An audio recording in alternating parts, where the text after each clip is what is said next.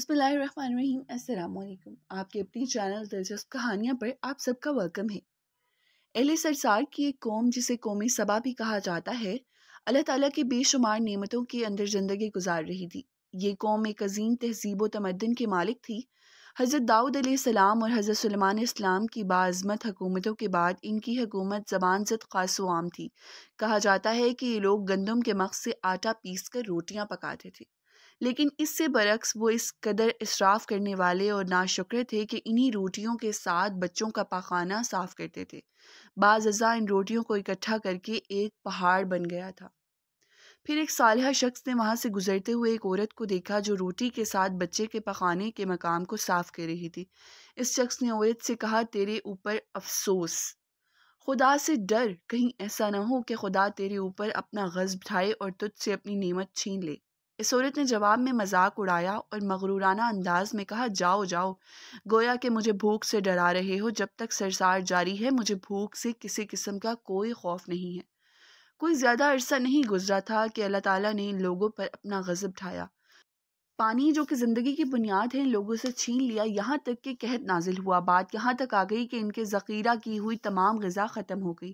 آخر کار وہ مجبور ہو گئے کہ انہی آلودہ روٹیوں پر ٹوٹ پڑے جو ان لوگوں نے اکٹھی کر کے پہاڑ کی مانند ڈھیر لگایا ہوا تھا، بلکہ وہاں سے روٹی لینے کے لیے صف لگتی تاکہ ہر کوئی وہاں سے اپنے حصے کی روٹی لے سکے۔ کفران نعمت، قحط اور ان کی بدحالی کے بارے میں متعدد روایات موجود ہیں۔ سورۃ نحل کی آیت نمبر 112 اور 113 میں یوں ارشاد ہوتا ہے، اور اللہ نے اس بستی کی بھی مثال بیان کی ہے جو محفوظ اور مطمئن تھی۔ اس کا رزق ہر طرف سے باقاعدہ آ رہا تھا، لیکن اس بستی کے رہنے والوں نے اللہ کی نعمتوں کا انکار کیا تو خدا نے انہیں بھوک اور پیاس کا مزہ چکھایا، صرف ان کے اعمال کی بنا پر جو کہ انجام دے رہے تھے۔ اور یقیناً ان کے پاس رسول آیا تو ان لوگوں نے ان کو جھٹلایا تو پھر ان تک عذاب آ پہنچا کہ یہ سب ظلم کرنے والے تھے۔ اسی قوم سبا کے بارے میں ایک اور واقعہ بیان ہوتا ہے کہ ان لوگوں نے اپنی زراعت کو بہتر طور پر کاشت کرنے کے لیے پانی ذخیرہ کرنے کی خاطر بلک کے دو پہاڑوں کے درمیان ایک بہت بڑا بند مغرب کیا ہوا تھا۔ سوراخ اور دوسرے پہاڑوں سے گزرا ہوا پانی اس بند میں آ کر وافر مقدار میں جمع ہو جاتا۔ قوم سبا اس پانی سے صحیح طور پر استفادہ کرتے ہوئے وسیع عریض اور بہت سے خوبصورت باغ لگائے اور کھیتی باڑی کو رونق بخشی۔ ان باغات کے درختوں کی شاخیں اس قدر پھلوں سے لدی ہوئی تھیں کہ کہتے ہیں کہ اگر کوئی شخص سر پر ٹوکری رکھ کر ان کے نیچے سے گزرتا تو پھل خود بخود ٹوکری میں گرنا شروع ہو جاتے اور قلیل مدت میں ٹوکری پھلوں سے بھر جاتی، لیکن نعمتوں کی کثرت نے انہیں شکر کرنے کی بجائے سرمست اور غافل کر دیا تھا، یہاں تک کہ ان کے درمیان بہت بڑا طبقاتی نظام وجود میں آ چکا تھا۔ ان میں سے صاحب اقتدار لوگوں نے کمزوروں اور ضعیفوں کا خون چوسنا شروع کر رکھا تھا، یہاں تک کہ ان لوگوں نے خدا سے ایک احمقانہ التماس کیا جس کا ذکر سورہ سبا کی آیت نمبر 19 میں ملتا ہے۔ انہوں نے کہا، خدایا ہمارے سفروں کے درمیان فاصلہ زیادہ کر دے۔